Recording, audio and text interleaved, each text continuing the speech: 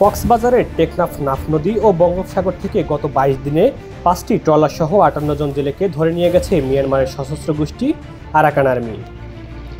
Trawler মালিক সমিতি জানায়, নাইক্ষ্যংদিয়া ও Saint মার্টিনের সীতা পয়েন্ট থেকে মাছ ধরে ফেরার সময় দফায় দফায় অস্ত্রের মুখে তাদের জিম্মি করে নিয়ে যাওয়া হয়।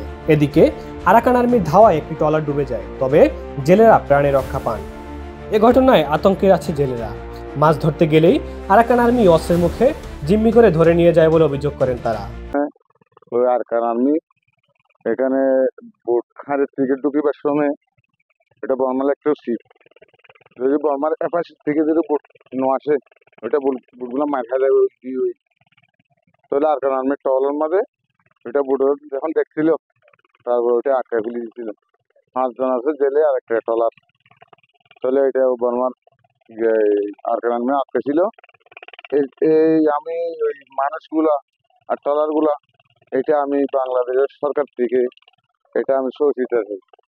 তো আমাদের গরিবেরা নাম নদীর গরিবেরা কিছু জাল নিয়া মোহনাতে বা সাইটে যাইয়া যদি সুরতর যদি বর্মায় চলে যায়, বর্মার সীমানা যদি খরচ করে, তাহলে বর্মার আরাকান আর্মি আমাদের লোকগুলা গরিব মানুষ নিয়ে যায়। কালকে যেই ৫ জন লোক নিয়ে গেছে অন্তত গরিব, তার কোনো সীমানা নেই, গরিবের কোনো সীমানা নাই।